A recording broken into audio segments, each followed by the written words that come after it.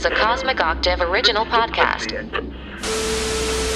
Me and Jake running down the street with a handful of comic books, kicking ass and banging chicks and drinking booze No, not and me. smoking Not weed. me. I'm Oh, married. Yeah, well, I'm married. Jake. Can't do that. Yeah. Off panel, off topic with Jake and Tyler. What's up, everybody? Welcome to episode number 111. Can you believe it? I'm 111. sneezing. Achoo. Achoo. Oh, come on. Achoo. That's Tyler. I'm Jake. Huh? And believe it or not, after 111 episodes, it still sounds like shit. I don't know how we do it every week. You know what? Well, what happened is our parent company, they were like, we would like to send you guys to talk show boot camp. And basically what it is kind of shows you how to produce stuff, how to, make segments, all this other stuff. And then it also shows you how not to be a complete jackass when you're doing your podcast. And we were like, no thanks. We're busy. Keep it to yourself. Why don't you take that podcaster camp and stick it where the sun don't shine? Wow. He did say that. Mr. Podcast Corporation. What's the name of our guy? Barry? No. Barry D'Annunzio. So we got a couple news topics to talk about, but you and I had this conversation earlier, and we're recording late in the week. Yep. My fault. Because Tyler's a piece of shit. Yep. Gotta go to my recovery meetings. Wow. Oh, see, look at that, folks. He turned it back on me. So we had to record a little bit later in the week, but I've also kind of gone through. The show's gone through some changes, and in those changes, sorry if I sound a little stuffed up. Got some allergies going on. Well, we moved on from weed to coke, so yeah, messes with your nostrils. It happens. But you anyway, know how you know that's not true? Because we're talking like normal. And if we were coked up, we'd be like, "Hey, man, what are you talking about? about? You know what else? You could hear some ASMR teeth grinding. Ooh, that's what they want to hear. Yucky. But what we mean by changes are clearly the strikes have been going on for a while, so we've had to divert some of our content and change some of our content. funds have to go to take care of Tony Danza's mortgage. Tony Dan, hold me closer, Tony Danza. I love how we just break out this song on the show. But we're still gonna have some news topics, but most of it we've noticed that we're having more fun doing. Whether it's me and Luke doing Drawn to DC, or you and I doing like the RoboCop-Palooza or something, we're enjoying doing animation. We're enjoying doing more retro stuff. So that's what we're gonna keep doing, and we're still gonna have topical things. But I just had this horrible thought that thing I got you is making you sick. It is. Got me this nice jersey, and it's my basement, man. I'm telling you. But anyway. So let's get into the news.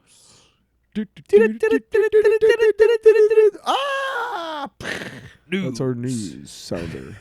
That's pretty good. Sound time for news. From the desk of Jake Williams. We're in the traffic copter right now, and it's crazy on the 405. Oh, man, just committed. I'm sorry. Why did that joke go so dark? So, got some news about Rotten Tomatoes. Ooh. They are in the news lately because they're rotten. They are. Because there's been a report that a PR firm was paying off critics to give positive reviews to bump up their tomato meter average. Because if you get below 60% on the site, you're considered rotten. Which, okay, you and I have talked about Rotten Tomatoes. When I was younger, I did use it as a resource. But as I've gotten older, the more I've realized, why do I care what... Look, I'm not saying a critic's job isn't important. Because I think that it's good to have voices that say, hey, look. This is crap. Why are you putting this out? Because you're putting money into this. You're going to see these movies in theaters, or, if it's video games that you're into, you're going to spend $70 on a game you want to be in. Like, I'm not saying critics aren't important. Right. But I'm saying things like Metacritic or Rotten Tomatoes, I don't think that they're not as useful as they sound. Well, you know how I knew right away. The moment I knew that Rotten Tomatoes and Metacritic and all those other whatevers. Aggregative sites. Yeah. Sure, yeah. The moment I knew that was over was when they started showing up on movie trailers. Yeah. certified fresh. Yeah. You know what, dude? I'm over it now. Like when Black Adam used the fan score versus because it was so much higher fan score. It was like 96% fan score, but like 40%. It was like a 12% whatever. critic score because it sucked. But yeah, so yeah, when they started doing that, then it's like okay, and it's truthfully. There are good critics out there, and again, I do think critics are important to some degree. But I also think there's a lot to be said about just going and experiencing something for yourself. Be informed. Like a lot of the times they're going to be spoiler free. So Generally, most reviews are gonna be spoiler free. if you're watching on YouTube, a lot of them are clearly like you can look at the time and you'll see the title, spoiler free, whatever. And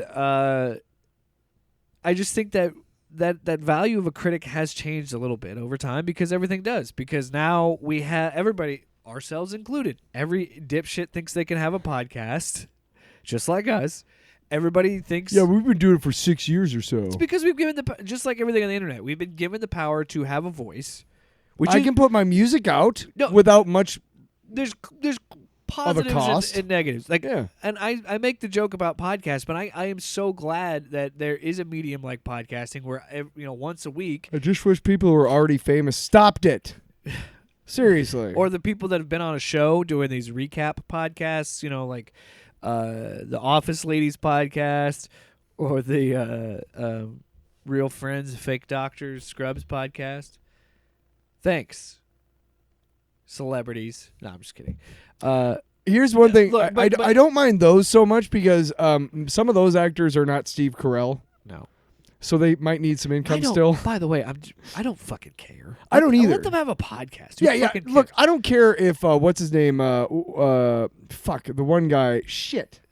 Alec Baldwin. He had another podcast like recently about something. Oh, it was a limited series about the Rust movie or whatever. No, it was something else. It was something complete. It was about a real American whatever. But it was like, what are you doing? You've already mastered it. Stop it. Let somebody else have a fucking try, man. Come on. We don't all sound buttery smooth and like nobody can deliver the sweaty balls like you, okay? What a handsome man. Alec? Really? Did you see him in the 80s? Beetlejuice? Damn, right. Dude. Beetlejuice, he's a smoke show. No, Malice. I've not the seen movie he was in. You say I'm playing God? I am God. So anyway, dude, that movie, so he's fucked up. What's come out is not okay. I want to be very clear about this story. I think some people are going to look at it as all the critics on Rotten Tomatoes are paid off. Or already knew that. Right. This is talking about one particular PR firm that did this. Okay, so this PR firm is Bunker 15. So Bunker 15, there was this movie coming out back in 2018. It was, this is. Oh, by the way, this is all from a Vulture article.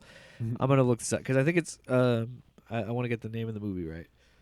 I have not seen it. Ophelia. Okay, the movie's name is Ophelia. I remember that. Came out in October of 2018. Right. Or around that time. Didn't get the best review. So it was just below the 60% threshold that was considered rotten by the critics that had seen it. So Bunker 15, the PR firm behind this movie, says, we're going to do something here. So they took a bottom-up approach. Because most companies, they'll try and get big-name critics to see this movie in hopes that it will be... It's the same with video games, with like IGN and GameSpot, Sure. Yeah.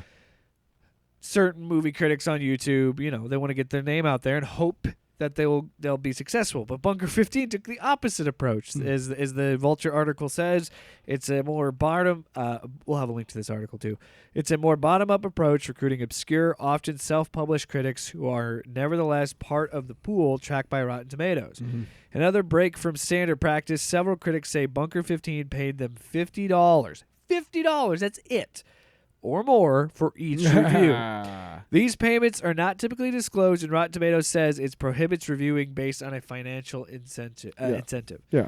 Also, I want to point out there are times when there's like sponsored content, but like anytime I've seen any sort of sponsored content, it's only been video games, but like streaming, and they're with the developers and they're asking them questions and they're playing the game. Movies, I don't know if there's something equivalent to that.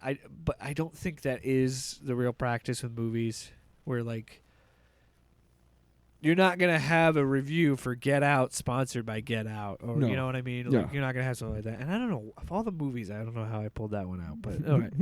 So between October 2018 and January 2019, Rotten Tomatoes added 8 reviews to Ophelia's score. 7 more were favorable, and most came from critics who have reviewed at least one other Bunker 15 movie. The writer of a negative review says that Bunker 15 lobbied them to change it. If the critic wanted to give it a barely overall positive, then I do know the editors at Rotten Tomatoes, and it could get switched, a Bunker 15 employee wrote. So they also discovered another negative review of Ophelia from this period that was not counted by Rotten Tomatoes by a writer whose positive reviews of other Bunker 15 films have been recorded by the aggregator. Ophelia climbed the tomato meter to 62%, flipping from rotten to fresh. The next month, the distributor, IFC Films, announced that it had acquired Ophelia for release in the United States. So yeah. Right there is a great example of how the aggregator is weird and the math doesn't always add up. So can I just ask a question? How is this any fucking different than any artist or writer or movie maker or TikToker? How is this any different than anybody gets famous these days? Hey, we're gonna fucking jog the fucking algorithm. We're gonna bot farm and do all this other shit and pay people off. We're gonna AstroTurf so that this. my fucking movie gets picked up by a major distributor. You know what? Good for you, makers of Ophelia. Seriously. They hustled it, dude. That's no different than what am I doing? What are we doing? Right? Yeah. But it's just nuts. I'm having my album in a week and a half coming out, and it's gonna get reviewed by this Twitter reviewer named it's at Girl at the Rock Shows, and she's made her name by just she goes to a lot of shows and just talks about a lot of like indie bands and stuff. It's really cool for indie bands. And she's got a decent following, and I reached out and, hey, could you review my album? And she's like, yeah, $50. And I didn't say, hey, I want a good one. Yeah, it's just I'm paying her for her work, which is fair. Yeah. And so I gave her the $50 and she's going to review my album. Now, how is that different? The only difference is that I didn't stress. They're paying for a positive right. review. That's the only difference. Because it's an ethical problem. Sure is it, though? You shouldn't be able to buy good No, reviews. you shouldn't. You shouldn't. But for $50 and to get from just under 60 to 62%, I don't think it's that big of a fucking deal. Well, it's also... If it's indicative of a larger problem, yes. For journalistic integrity. Yes. If it's indicative of a larger problem that this is the tip of the iceberg type of thing, then we got issues. But if this is one lone thing that happened... I think Rotten Tomatoes needs to do a better job of fixing their shit, and God damn it, professional reviewers wouldn't do this. Right. But Rotten Tomatoes needs to do figure out how to make sure that doesn't happen again, and then move on. But if it's again, does more investigations need to be done? I don't know, but I really hope. I don't know, man. Yeah. I don't know. It's a problem for integrity, but I do. On some level, understand manipulating the algorithm, but it is an ethical thing. Again, and it's really upsetting that it only took $50. Right, and again, the big difference. I didn't say, "Hey, I want a good review." I said, "I want you to review it and tell me what you think." You know what I mean? It gets you some notoriety. Yeah, good or bad. She's gonna post it on her thing, so I'll get a bunch of views from that. And she's going to put where to buy the album on her website and on her blog, Yeah. I'm not just... $50 is actually pretty reasonable for what she's doing. Well, that's what I mean. Sponsor... I feel like there is an issue, though. And if you're listening, Langan, what's up? Yeah, I don't know. It's just a dicey thing, and I think I wanted to talk about it because I just think we're at a point now, and this has always been there, but that is... I think it's frustrating because I think a lot of critics, almost every single professional critic would not do something like this, and rightfully has been talking about how it upsets them because it is a serious job Well, for it them. makes critics look bad. This is their profession they're going after, and so I understand the frustration, and this is the problem you run into, and Jake's being a socialist.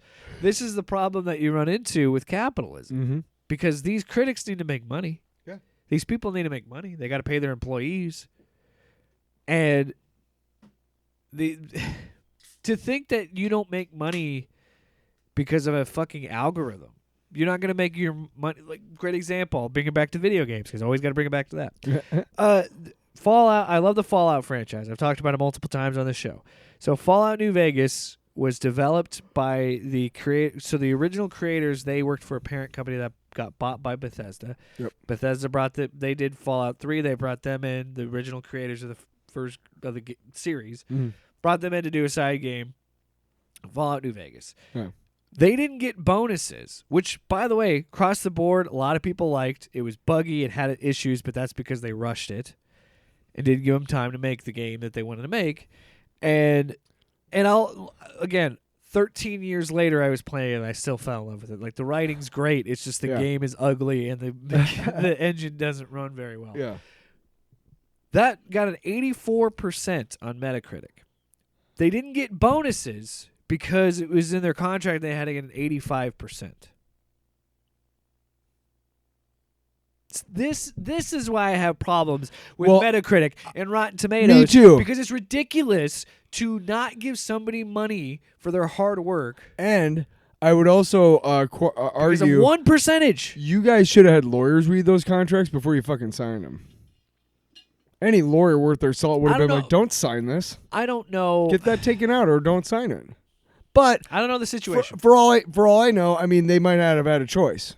If you want to be on this game that we bought from you, which is ours now, if you want to work on your own game, I don't know if you have to sign this. I don't know if the Metacritic thing is actually a clause, but that is the justification Bethesda had, because I think Bethesda. Well, fuck Bethesda. Obsidian, which, funny enough, Obsidian. It's a capitalist corporation that's preying on the weak. Fuck them. Obsidian was the studio that worked on New Vegas. Okay. They were an independent studio at the time, a small independent studio. So just like movies, video games have developers and publishers. Movies have the producers, directors, and then distributors. Yeah. Same thing. Yeah. So Bethesda gave them, this deadline, which was like 18 months or something, which is nuts. But they're like making it. They already had the engine. They already had a lot of the assets. They could change it, make it a different set, all this other shit. Sure. Whatever. But to say that, we're not going to give you, since they worked together on this game, Obsidian doesn't own Fallout. Bethesda does. Right. So, I think there was a situation where, like, we own this IP, not you, and we've decided we're not going to pay you more because we don't want to. Or like had you have gotten a 90%, maybe we could have considered giving you that money, but we don't want to give you that. To be really honest, the amount of money they made from it, again, fuck you for not giving bonuses. I don't know if it was a clause, sure, but it was a benchmark that they had to hit was 85%. But fuck that corporation for being dicks to their workers. Also, what does that say about that team? Because it kind of seems you're trying to play both sides of it. On one hand, you're trying to say, like, we believe in you. We think you can, in this deadline, you can make a game that's 85%. But we also... But at the same time, you're hedging your bets that they don't, so you don't have to pay them. You know what it's exactly like? Hey, Domino's, we're kind of failing here in the 80s. What if we introduce this 30 minutes or it's free rule? Hey, our pizza still sucks, but if you get it in 30 minutes, it's a free shitty pizza. And it's 30 minutes, so it's going to be a sloppy, shitty pizza. If you don't get it in 30 minutes. Yeah. That's what it was. Yeah. It was them going, how do we incentivize this? And then they yanked it out from under them like a bunch of dicks. Yeah. Fuck you, Bethesda. So that's kind of my thing. Like, eat shit. Sorry. So that's kind of my thing. Also Maryland, whatever. Because they're in Bethesda, Maryland. Whatever. That's where they're based. Oh, hey, whatever. No, not according. Oh, I'm East Coast. No, not according to fucking Heel versus Babyface. They're from California. They're from California. Oh yeah, please play that bullshit. You're boring. Boring. Fucking pronouns. Are we just doing it all ourselves? Boring. Are you happy now? Does that make you I'm feel better? Fucking happy. and then some other designs. dude is beating your ass from behind.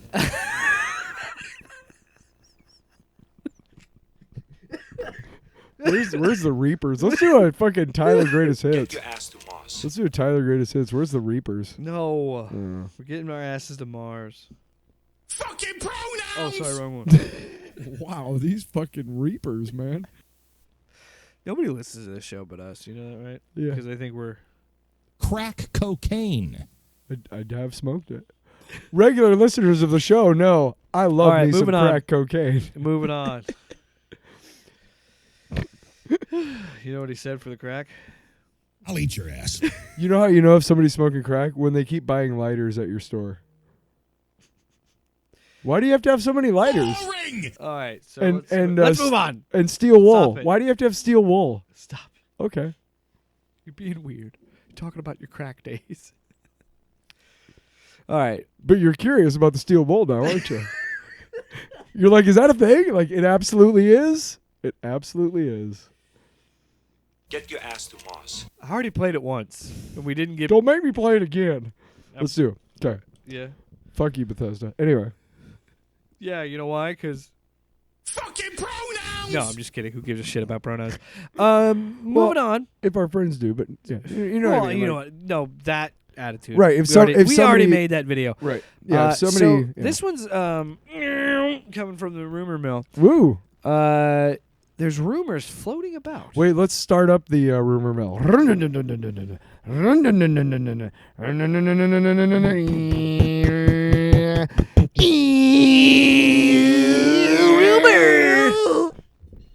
Mill. Sound like bees here. Mill. Nice. So there's some rumors floating about the MCU. There's some rumors. Hold on. That Rumor Willis is going to be in there? If you're listening to this, you want to sit down. You want to hold on to your butts. It's Yeah. rumored Yeah. that Marvel might be looking to work with Sam Raimi again to do Secret Wars. Wow. Wouldn't that be wild? That'd be fucking The cool. guy that was one of the stewards of modern comic book movies with the first Spider-Man. Wouldn't that be nuts to get him to come back to do Secret Wars? But, Apparently it's going to be a two-parter again. well, it's going to be Kang Dynasty and then Secret Wars. right. So Kang Dynasty is directed by Shang-Chi's director. Right. Daniel Destin Cretton. Good job, I'm gonna because have to I look did it not up. remember that. So. No, but I got to look it up anyway. So I can No, get it don't right. do it. No, you're okay. I can talk. I while got I'm no. I looking. got my laptop pulled up. I'll just pull it. I'll just do it right here. I'll just type in Shang-Chi, dude. Focus. I'm focused. Focus on the game. Anyway. Interesting, to say the least. Here's why I think it's an interesting. Because Doctor Strange in the Multiverse of Madness made almost $1 billion. Yeah. But it was very contentious. I think there's people like me and you that really... I love Raimi's style.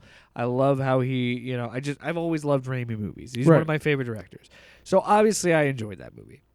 I did too. Not a perfect movie, and people that have criticism of it, I understand it. But it would be interesting for Marvel to, given their track record in Phase 4 and some of Phase 5, that they would try and do something like this. Because Raimi, some people, it's hard to say, because some people just don't vibe with his style. Some people think his style is too cheesy, and I think that argument could be made. Especially if you watch those Spider-Man movies, but that's what they were trying to be the golden era, the golden age. To be They were the honest, Stan Lee, Jack Kirby Spider-Man. to be honest, if you have problems with Sam Raimi movies, you're not having fun at the movies, and I don't want you watching they're fun movies anywhere. They're fun. Dude, why would you not want to have fun at the movies? And I mean, Tim Burton and Sam Raimi are very much cut from the same cloth in that they love cinema. They grew up watching movies. They loved doing like guerrilla shit. Spielberg did guerrilla shit when he was growing. I mean, these are guys who love movies. George and it's Lucas, Fun. yeah. It's fun to watch guys who love movies make movies. Yeah. Quentin Tarantino, one of the best filmmakers of all. Why? Because he loves movies, and you can tell. He's making love to that cellulite. Again, say what you want. Gross. Whoa. Say what you want about. Again, you're right. That's the thing that I think is appealing to me about Raimi's style. Is it's just it is in its purest form, just fun. Yeah. And I get to do this. Look what I did. yeah. Fuck yeah, man. And those Spider-Man movies, except for the third one, because even he said he didn't like making that movie. Those Still not terrible, but yeah, not great. No. Yeah, I mean, it still has its charm. Some of it. Those first two movies are fucking insane how great they still hold up. Yes, some of it still looks 2002 and 2004, but like, there's why they work. And I've had this whole conversation, and this is why I think it'd be interesting to see Raimi do something like this, because he's never done a movie this big on a budget like this, because he's Evil Dead movies were low stakes, and then he finally got his big movie with Spider-Man. But anyway, those two Spider-Man movies are pretty simple movies, and they're friendly neighborhood, because they didn't have an MCU and all this other shit when he made those movies, so they were pretty contained. Yeah, it's ground level. And my criticisms of the Holland Spider-Man, while I enjoyed those movies, I think it relies too much on Iron Man and too many other things. Yes. And it's too big. He's in space. Like, Spider-Man shouldn't be in space. Again, I understand what they're going for because he's been in the Avengers books before, Sure. but he said in those Avengers books, I don't belong here. He is your friendly. He's Queens. Yes. He's New York. Yes. That's what he does. And that's what those first couple Raimi movies now. Now, my question to you, Tyler, is how do you think Raimi is capable of juggling multiple storylines and multiple characters? Because he's been, even with Multiverse, Is he capable of doing Multiverse of Madness? He only went to 2 different universes. Is he capable of doing what the Johnstons did, basically, and make a movie like Endgame where it's multiple characters, multiple storylines? Did I say? I'm thinking of Joe Johnston. He did the first Captain America. Yes. Okay. But yeah, the Russos. The Russos. I'm so sorry. God. But is he capable of that? Yeah, I think so. I mean, this would be his biggest movie ever. I just, my thing about Raimi is he's got to have good people around him, and he's been doing it long enough that he knows kind of he knows how to go into a movie no matter what the budget is. And he knows how to set the budget and do what he needs to do. And all that other like crazy shit that he might not know how to do, he's going to hire somebody to help him figure that out. Because he's got the budget to do it. And honestly, like Raimi's imagination, I would give him all the budget. See, but Just to see what he could do here's with the it. thing. I think that Raimi did so well with those Spider-Man movies because he was making the books that he remembered, and he was doing the movie. He was doing his spin. Are you asking me if they gave him like if the MCU went to him and said, like they did to the Russos, this is what we need to have happen? Yeah. Do you think he could pull it off? I don't think he. But here's the thing. What I was leading towards is, I don't think he's interested in that. I think Raimi is much. You're wondering if he would take it. I don't think he would, because he is much more I agree. character driven. I agree. He's every movie he's made. The same theme is always at its core. They've been like morality plays, and they've been focused on one character where he like finds creative ways to torture that character. I absolutely agree. Spider-Man with you. included, because Spider-Man is always fucking miserable in those movies, and he is in the comics because that's how you keep his storyline going. I agree with you. They're like, oh, because if you marry Spider-Man, I forgot the main part where he, where you didn't say that he had that. That's just a rumor that they Right. would be approaching him. And I don't so think he when you actually put it to me like that, no, I don't think he would either. Too many moving parts. And look, I think if I don't see the Hulk holding up a mountain at some point during this movie, I'm going to be pissed. Look, Endgame was smashing action figures together, and I loved it. That's what you got to do with Secret Wars. But I'm also thinking that that's not a movie that Raimi wants to make. And again, like I said with Multiverse of Madness, he only really goes to like 2 or 3 different universes. Like, he doesn't really do much with that. And I think that was part of a Raimi decision. I don't know how much, because Raimi said when COVID happened, they were doing a bunch of rewrites and they had to change everything because WandaVision was now before this movie, because this movie was supposed to happen before WandaVision. Yes. All this other shit was going on. and they were trying to rewrite all this stuff. You know what we should do for an episode coming up? We should go and look at what it was before COVID and Like imagine the COVID deep dive. No, of let's what try happened and in MCU. imagine how the MCU would be different right now and better if COVID never happened. I'll bet you it would be better. Right now they're floundering. I'll say it at this point. I don't think it would have mattered. To Really? be quite honestly, I would. That's love a fair point. I'm not trying to shoot down the topic. No. We should do it. Yeah. And I would love to war Wouldn't that game. be fun to be like, okay, so Yeah, this happens it's before fun that. it's fun to play. What if? What if? With Marvel. Also, what if? Not as great as I What thought. what if is what we're gonna do. What if? What if? No, what but if? I think what if? that's a fun thought experiment, but I don't think it would have mattered because I That's don't. a fair. Yeah. It's not that I don't have faith in future No. Marvel projects. I just Endgame was such a good close. Almost. Yeah. Just Such a leave it at perfect that end and of a start chapter. Over. Start And over. You know what you could have done? You could have given it, and I know that's not how the world works. It's a capitalist society. Blah blah blah blah blah. Yeah, blah, blah. more money. Whatever. More money. Sequels. You know what would have worked? Giving it like 5 or 6 years. And then going back to it and then bringing it back. And if Or you, just rebooting it. but what I'm trying to get at too is like people. It's not like people don't forget these things. It's what the problem is when you lob all these things at people constantly. Like I was talking to There's not enough to you know how many stick. people have dropped out and stopped watching the MCU, and I don't think superhero fatigue, like we've talked about, I don't think that's real. I think people are selective, and I think that a lot of people are like, I try to myself- watch everything, but like I myself can't. included. I am trying to be like make myself watch Ahsoka because you're like, no, you should really give it a try. Try it out. I really am and enjoying I've been it. meaning to, but I get to a point. It's like, what's the fucking point? When we have 6 or 7 shows. So again, would I bring back to you? Raimi doesn't want to do something Sure, like that. but can I touch on something real quick? The one thing that the MCU has, or that the Star Wars universe has done better than the MCU is it's generally one show going on. Now wasn't it Mandalorian and Boba Fett were going on at the same time for a while? Book of Boba Fett It and was something else. It was Book of Boba Fett. no, and it was Andor? Obi-Wan and Miss Marvel. No, as far as I know, most Star Wars series Hawkeye have was been like- by themselves. And Hawkeye ended like right before Boba Fett. But the MCU has been throwing shit at us, dude. Sorry, I know what you mean. Yeah, the Star Wars stuff has been pretty spread out. But Right, like you have a series, it ends, and then a new one starts. Like I'm pretty sure that at some point we've had at least two series Mandalorian was last March. going at the same time By the way, Mandalorian in was the like, MCU, like Loki and I don't know. Mandalorian was like early this year. I do know, But that's what I yeah. mean. There's a lot of space between Mandalorian and Ahsoka because Mandalorian was like what March, early March. Ahsoka is real. You know what makes Ahsoka really good? What? Ray Stevenson. R.I.P. It's fucking wild that Dude, did you ever see War Journal? Or no, Punisher Warzone. Yeah, Fucking bonkers movie. But dude, he's so good in that. You remember the other guys? He's almost Yeah, the yeah. best part of that movie. dimples above a woman's buttocks.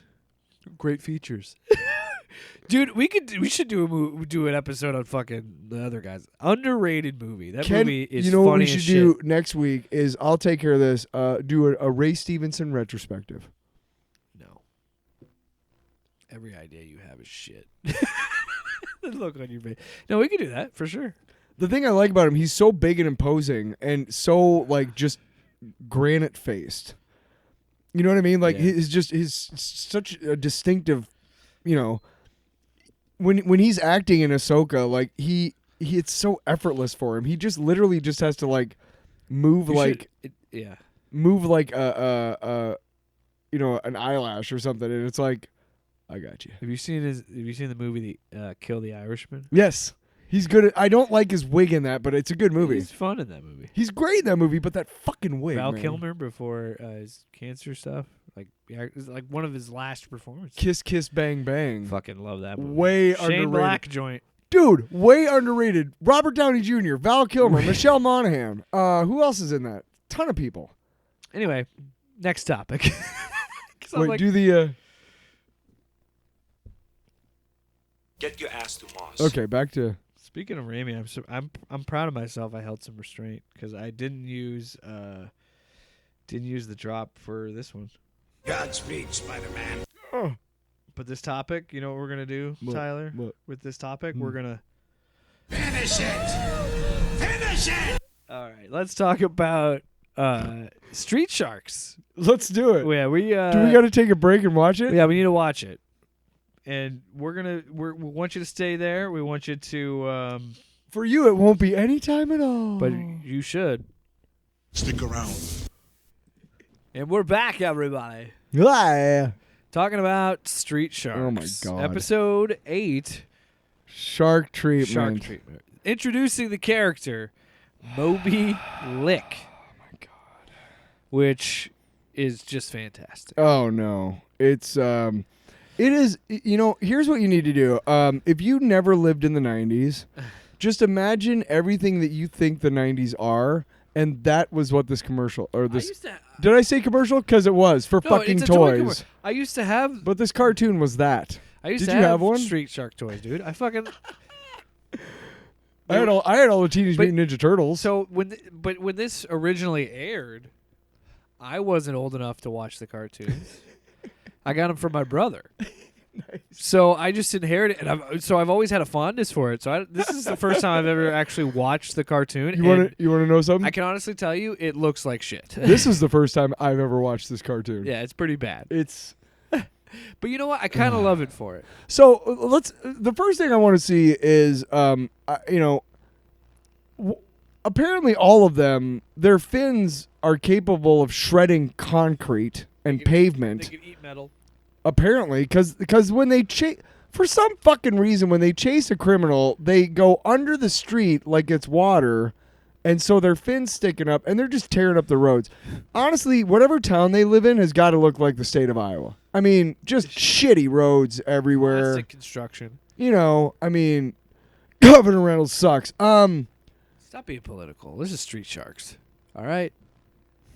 But Let's talk about the moment where they tell the two kids what's going on, and they go, "Oh yeah, okay, that sounds good." oh my God. So okay, we're jumping in a random episode. I thought about doing the pilot, but the thing is, like the first, like Is it a lot a two-parter? it's a 3-parter. Oh, So fuck like off. because it was originally like a TV movie, and then they turned it into a God. series. Ugh. But it was 100% jumping on the Rotten Tomatoes. I just saw that because I had Teenage Mutant Ninja the Turtles. TMNT wave. Oh, do you have that? What? The Oh, clip? I was getting ready to pull that up. And then Well, you called me out, you little whore. I'm not calling you out. They don't know. I don't know why I went to whore. That was yeah, mean. right. Wow. All right, hold on. Um, I'm gonna pull it up. Okay. Here's just a snippet. This was a clip from Robot Chicken Yeah. talking about Street Sharks.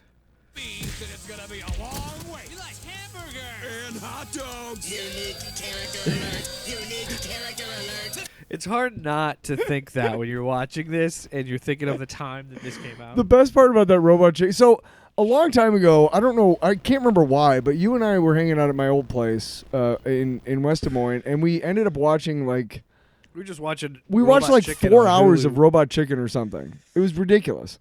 And one of them that came up was this whole bit about the Street Sharks and how they were totally different from the Ninja Turtles. But the best part of that whole thing is like, the Ninja Turtles are 4 fun-loving teenagers, da-da-da-da, but these 4 teenagers could take fun or leave it. That's unique take. What? So They're turtles that became teenagers, but these are teenagers so that became back in sharks. the day, believe this or not, one Yeah. more thing to touch yeah. on with Street Sharks. Back in the day, there's a 1994 toy fair Okay. for the Street Sharks, Yes. hosted by Vin Diesel Oh my God. with a little bit of hair. Here's that. Here's this. It's a minute and 13 seconds. Oh, we got to hear the whole thing. What are we looking at here? We're looking at Boomer. This is Boomer. He's got the biggest mouth of them all. He's the whale shark. Say hello to turned that that guy round to, mound of Big pound Slamoo. and his power slam. Very deadly. He just smacks the He loves to tenderize the competition before he eats him. Then we've got Sledge the Hammerhead. Sledge the Hammerhead loves to floor the competition with the flying headbutt. You got me? He's the leader of the Street Sharks. He's a great warrior. He's got I the don't like him with hair. real shark skin, and His special power is the right hand roundhouse punch. He It's sent just incredible. Yeah, we don't need to listen anymore. It's beautiful. It's beautiful. No, So terrible. it's crazy that there was so much behind this because it was absolutely a toy that was turned into a cartoon. Like it was pitched yes. as a toy.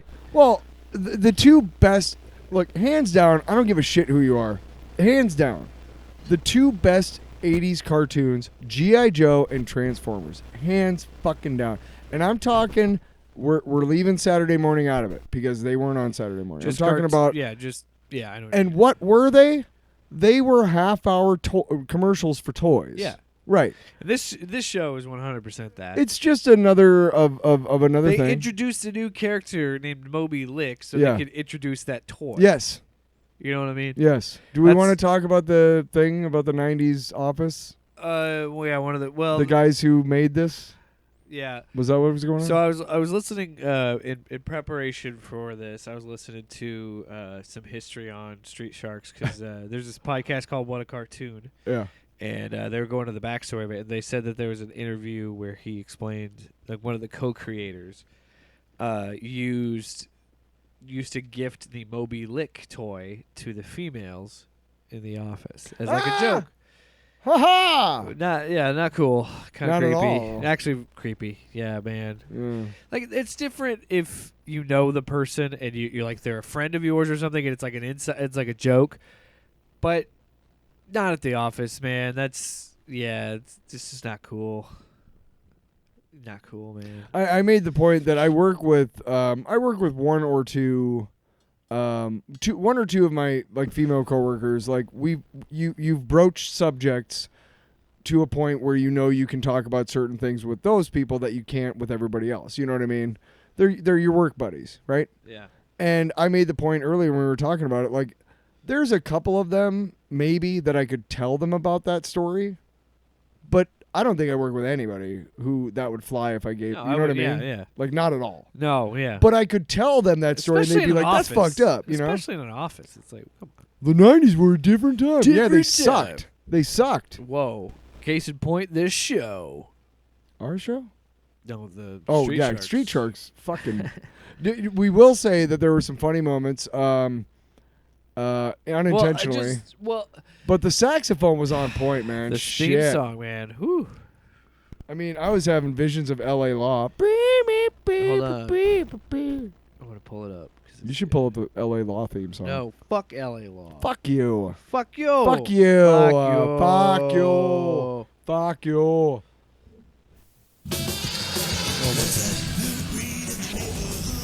Yeah.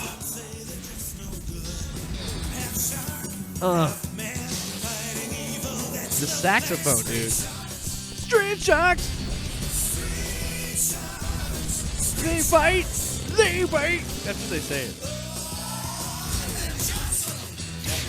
Dude, awesome. They stand up for left and right. Chewing up evil. Oh, evil. Evil. Evil. I thought you said people. Oh, it's people. I thought you said evil people. People. Split the difference. Dude, shh. Listen to that. Kenny G fucking doing Street Sharks. That's where we're going to start. Street Sharks. Street Sharks. Some guy at this recording session who specialized in really terrible music. What? Somebody who was at that recording session who specializes in really shitty music was like, Who's that curly-haired saxophone player there? Well, his name is Kenneth. Well, I don't know if I like Kenneth, but Kenny G. what's his last name? Gossamer? Kenneth Gossamer. Hey, what do you think about changing your name to Kenny G? I love it. And then I said, what do you think about? Having sex with him. We're going to make $1 million. Haven't Kenny G spot. Kenny G spot. So, okay, so the whole plot of this episode, by the way, Dr. Paradigm, who becomes Dr. Paranoid. Not a bad name. It's got a great disguise. I'm gonna put a robe over this gigantic deep sea diving outfit I have. I'm gonna keep the actual deep sea diving outfit on. We gotta keep the helmet on. Stay alive. At least, I guess. I don't know. Who cares? Maybe we should have watched the first episode. But so what makes me laugh about this? So clearly a toy commercial, right? So we have Slobster, Yep. Slash, and I think Killamari are the villains. And The voice for Killamari is just off. what? Such a calm voice for this. He's gnarly such a looking- killer. Yeah, and he's just like, hey guys, stop fighting, Hey, friends. I'm gonna kill those street sharks. And Street it's like, sharks. Yeah, but yeah. So Killamari how are you gonna kill him by taking him out to dinner with is him? this fucking green muscular squid. Hey guys, stop fighting. Stop it! Stop Wow, it. what is this? I want to look at the toy. The toy of this is nuts. But so, like Doctor Paranoid's master plan to defeat the sharks is to create yet another Seviant. yes, by taking the very athletic Jets Taylor, who he finds out was able to mind control. Yeah, that Just kind do of slipped mind through the plot control. until it was like, why is he running out under the flagpole? Oh, Yeah. he's being mind controlled. I thought he was just a really polite kid. Sure, I'll get your pen outside. I'll go risk on a my life on a flagpole. flagpole. So yeah, so he's susceptible Successfully. is what I was gonna say. Susceptible to to mind control. Yes, so that's like great. I'm gonna make another one of these fucking Sevians. I'm gonna blend in with an orca, a killer whale. And he's apparently the most powerful of all. Yeah, so he merges, creates him, whatever, turns into it. Then he goes, "You will be called Moby Lick," and his tongue comes out and stretched. And this is why the whole toy would be offensive in an office to a female coworker because he's just Yeah. got a big tongue that sticks out Yeah, and on the toy. you press something in a tongue. Anyway, I don't think I had him, but I had definitely had like 2 or 3 of the street sharks. But there's 4, but I didn't have all of them. I didn't have Big Slamoo, that's for sure. Dang it. I know. What a fucking miss. Damn it. Anyway. Where's the goddamn next? Where's the next flea Do it, market? Alex Jones. Damn it. I'll eat your ass. Oh, okay. I'll eat your ass. You call Anyway. forward. But so he turns into Moby Lick, and then his tongue reaches out, and he fights these mannequins that look like the sharks and destroys them. Beats the shit out of him. And then It's crazy. Tyler was it's funny because I'd not thought about it until you pointed it out, because I'd seen pictures of him before this, and I kind of watched some of this episode before we watched it together. But you're like, oh yeah, it's clearly a Venom ripoff because this was made in '94, so Venom had already been in the He's comics. black and white. I'm pretty sure he was already on the cartoon at this point. Probably. And yeah, so he's black and white, looks like Venom, got a long tongue, and then it gets to the transition where he licks across camera. the screen to take you to commercial, which is like Well, the other transitions were a giant shark jock opening and closing. yeah. And then there was one final one, which was really stupid, which was all of a sudden we're looking up at the 4 sharks, and they're going, shark time! And then they dissipate, and we're in a new scene. It's like, what happened? And somehow they're in a simulation. Yeah, They're being mind controlled. Let's not even talk about the actual plot of the show, because there was none. No, but there's things that I wanted to touch on that made me Oh, laugh. when they tunneled through So, the mountain? before Because he- I think sharks, tunneling. Before he even turns Jet into Moby Lick, what a name. Before he does that, he's talking to him, and like the music is so weird in this show. First of all, look, theme song. Some people think it sucks. I love the sax. I'm a sucker for some sax, especially sexy sax. And they play the sexy sax a few times in the show where it doesn't work, because there's one scene where Jet's sitting there like after he's been mind controlled, and Before he's or like Moby no Lick. before he Before he's before Moby he Lick. starts mind controlling. Yeah, him. yeah, yeah. He's like talking to him, and the music is sexy sax, and I'm like, what's up with this music? And you're just like, I guess he's gonna fuck You're him, just going to fuck him.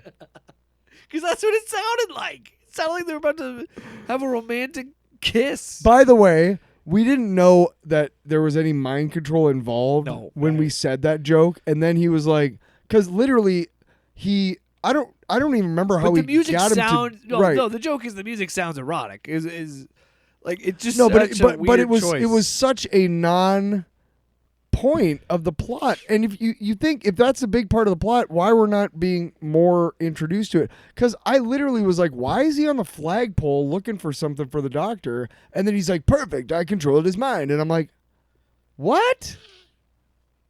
So like I didn't get that at all until he said that. Yeah.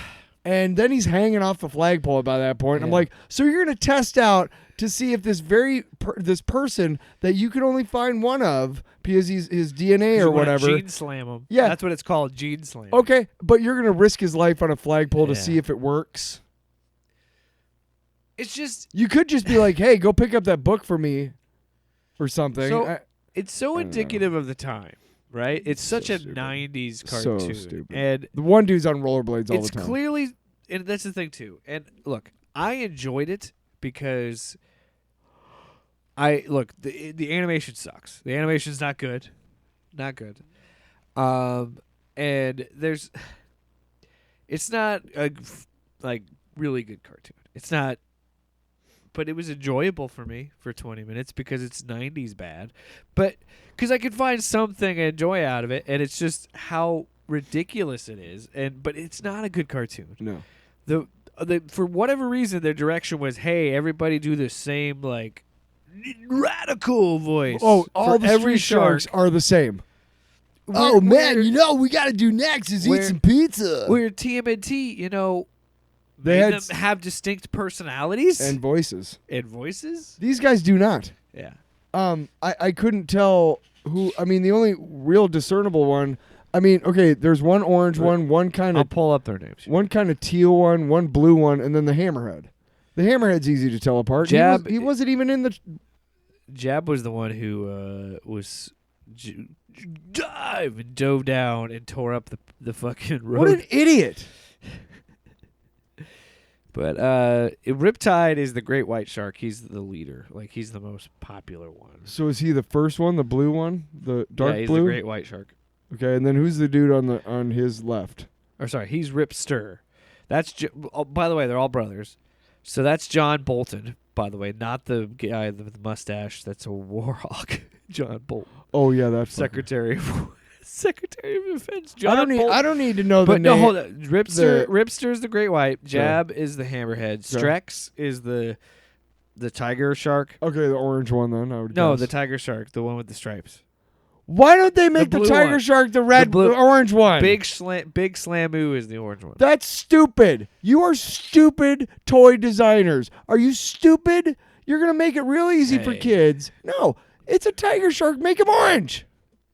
Tiger sharks. Kids don't know shit. Tiger sharks. Kids don't know shit. Hammerheads aren't fucking brown. Maybe you should educate them. If you're gonna do a goddamn Great whites aren't blue. Tiger sharks Hey, aren't. fucker. If you're gonna make, if You you're gonna, fucker. Hey, you fucker. Listen, you fuck. If you're gonna make my fucking toys, you better. Think of the fucking comedy! All right. Wait. Okay. We gotta get the I need you to have the Basic Instinct made for TV prepared. Okay. Sure. Why did you screw up so bad on the Street Shark designs? Well, because I was Having sex with him. Who's having sex? I don't know. It just sounded cool. Crack cocaine. Does that sound cool, Tyler? Just say no. All right. So we're talking about. Wait. Get the sounder again. I got a better one. Hey, maybe you should spend a little more time designing the Street Shark instead of I'll eat your ass. having sex with him. God damn it. Get it ready again. Let's do it over. Okay. Maybe the Street Sharks God, why would are look better if you spent a little more time designing them and a little less time. Having sex with him. Thank you. Is it worth it? So, long box? One more thing about the Street Sharks.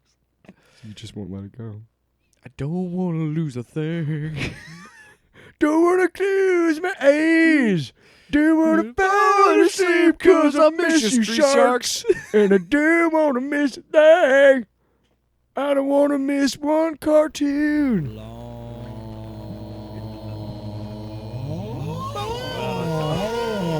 don't wanna miss your bleeds. It's a long box. Oh. Oh. Oh. What do you want to do? You want to go Do you wanna first? You go first. You want to go? I always you go wanna- first. All right. You are. This week I want to talk about. I don't care. This is the episode. Hey, you know what? This is like the real world where people start getting real and stop being polite.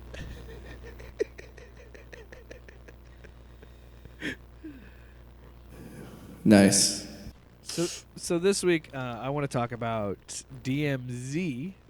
It's a comic book series that was published. I think the first one was 2005, 2006 under the Vertigo DC imprint. So that's like their adult. Who are the shit. creators? It's now Black Label. Who by are the way. creators?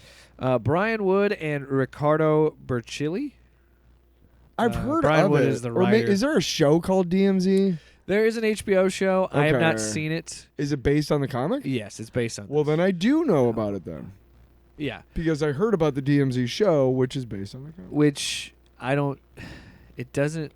I haven't read all of DMZ, but it doesn't seem like it's based on what I read. Like it seems like they did something a little bit different or followed. It's based on a name only. Like they bought the property. Again, I haven't seen it, but that's what the vibe has been. So whatever. So the what I want to talk about is the trade paperback, which shout out to Comixology Unlimited. Sometimes they're able to give you a full series. So they have, but Ooh. so this is. I was gonna try and see if it had the omnibus. They didn't, but they have all 12 volumes that are available. I just read the first one. Like I fucking went through it, and I always love it where because I have Comixology Unlimited, so I have a lot of different comics that I read. But sometimes there's one that just catches me, where I'm like, I gotta read this. You know, you talked about this with like Saga or something like that. You know, like there's just a certain series that just clicks, and you want to just read more and more. Oh yeah. And that was this. Like it kind because I had heard about this story before, or heard about this book before. It had popped up a few times when I, go to the comic shop and stuff like that. And it, like kind of caught my eye, but just never did read it. Yeah. So yeah, this popped up on Comixology Unlimited. I was like, shit, I'll give it a first. And I saw all the volumes were available, so I'm like, yeah. Oh yeah. Because, I'll be honest, I don't finish a lot of books, and I get through like halfway through a lot of trades, and I just don't finish stuff. So I was like, I want to read this. Yeah. So the book is about a second American Civil War, and it takes place. The DMZ is Manhattan Island, and the United States is New York. And Jersey is the Free States, is what they call themselves. And the whole premise of the first volume is you follow this character named Maddie, who is a photog, like a photojournalist, who gets the gig to be on this TV show that was going to be with like this war journalist. And it's going to be like a reality show of them on the ground. And that's the name of the first volume, is On the Ground.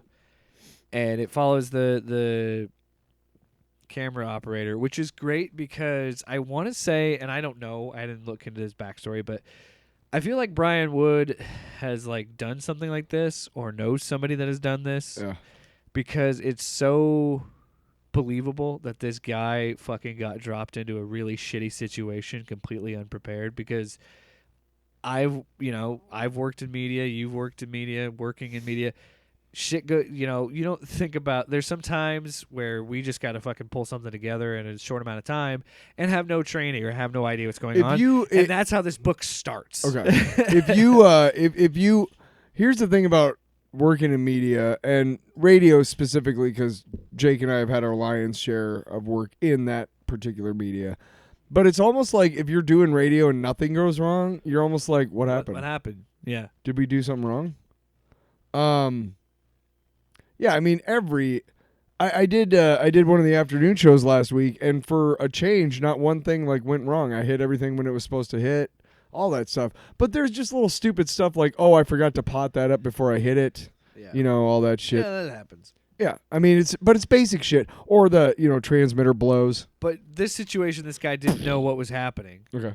and he gets put on this show with this war journalist, and they get dropped into the fucking DMZ, and this book gets it starts at a 10 and just keeps going. Like it's such a and yeah, there's downtime and there's world building and you meet characters and you understand the world and what they're doing.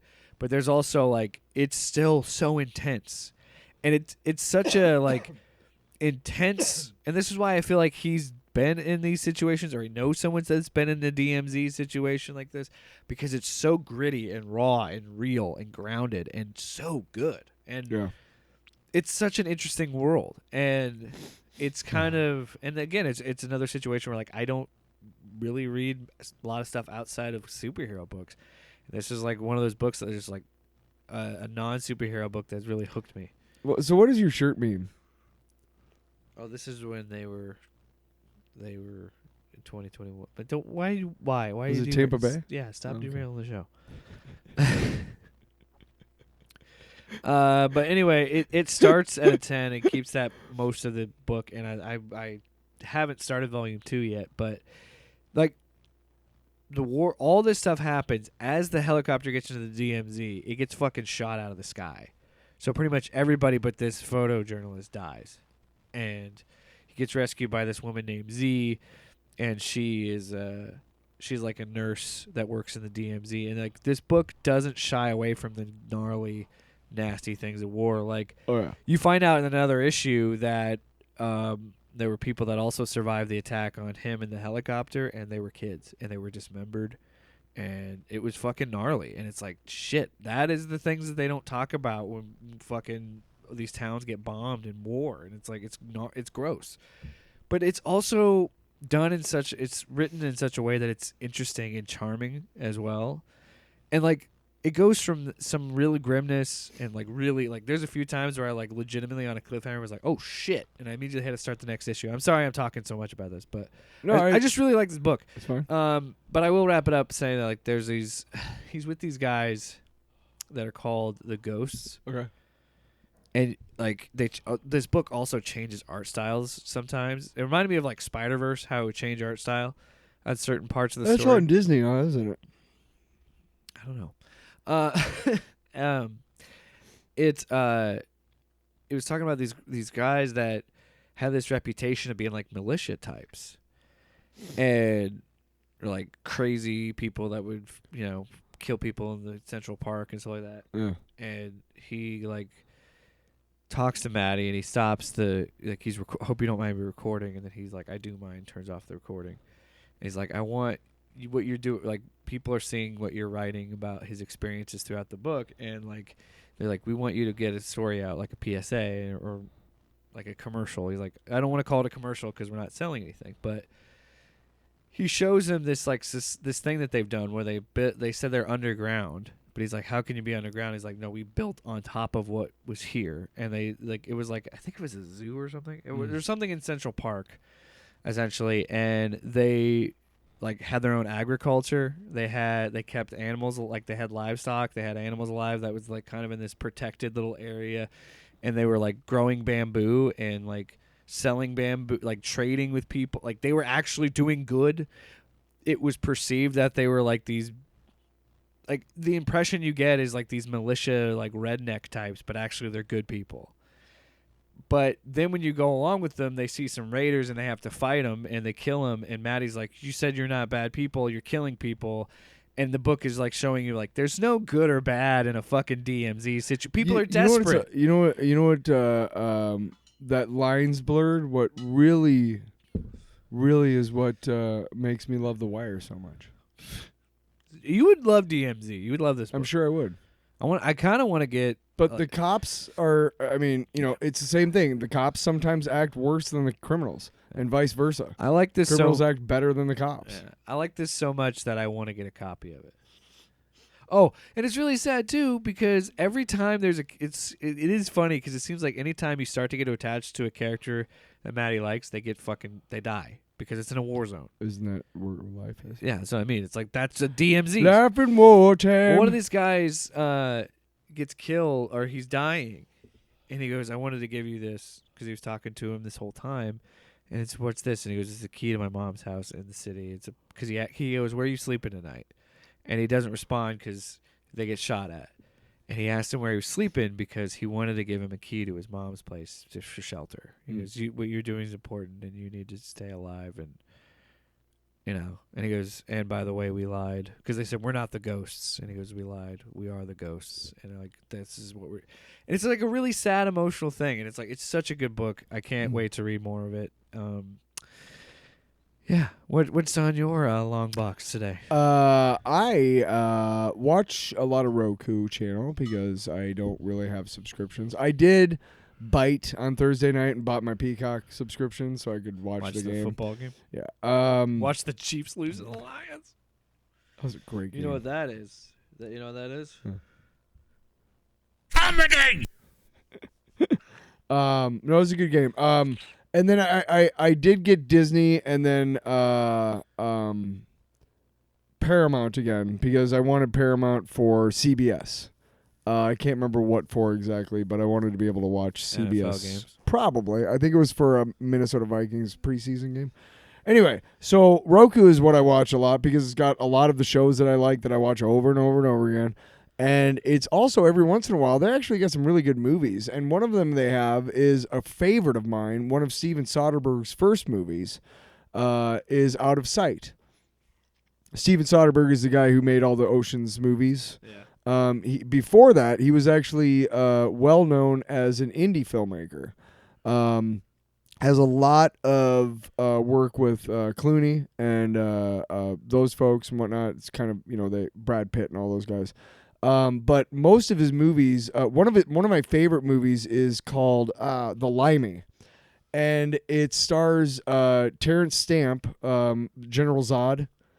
He's older, but when he was in his 20s, he starred in a movie about a bank robber who has a kid. And they take those clips from that movie.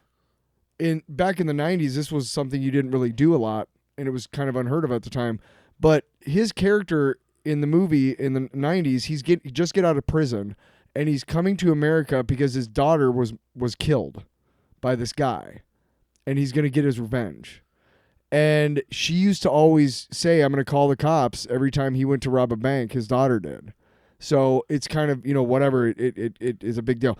Anyway, that movie's great. One of the better movies I've ever seen, ever. It's fucking amazing. Great. Out of Sight is right up there. George Clooney, Ving Rhames, Jennifer Lopez, Michael Keaton, Dennis Farina, Don Cheadle. Fucking everybody is in this movie, dude.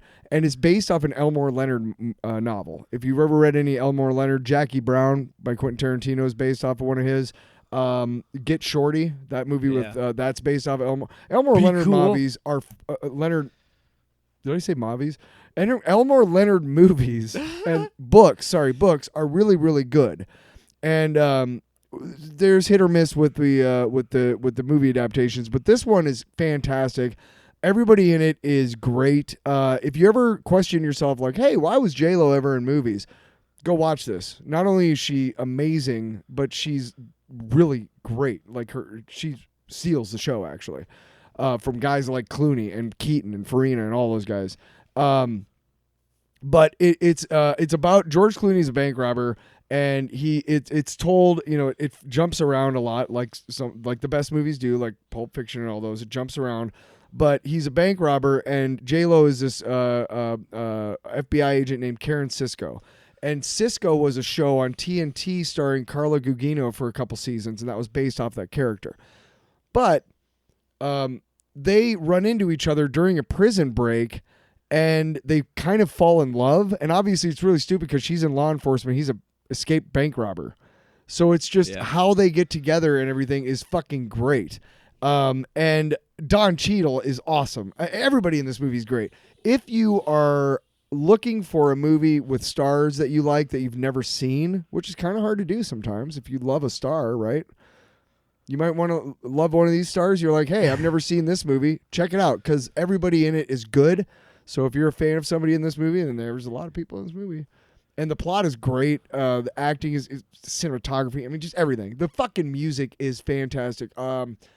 David Holmes is the guy who generally does the soundtracks for Soderbergh, and he is the funkiest white man alive, dude. Funky, dude. But it takes place in Florida. It takes place in Detroit. It takes place. It's fucking great. I highly recommend it to everybody.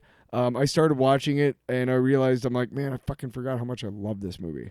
It's so good. It just takes you from the moment where you see Clooney take his tie up at the beginning and throw it down on the ground, and they freeze frame him like this, and it's the ugliest George Clooney ever looks. From that moment, you're like, I'm hooked, dude. We're ready. Let's see this. Hook, line, and sinker. It's great. And there's a special cameo appearance at the very, very, very, very, very end of the movie. Ezra Miller. Nope. Not telling. I'll tell you off air. You're going to tell me right now, you son of a bitch. No. Tell me the truth. Why don't you tell me what kind of a dick you're a dick? Tell me the truth. Why don't you tell me who was in this movie? I had a great time watching Street Sharks. That's a lie. Fucking hated every bit of it. It sucked. It fucking blew chunks, and I can't believe I watched it. I won't. The 20 minutes back that I spent watching this stupid fucking thing. Scratch your butt crack. Off panel, off topic with Jake and Tyler.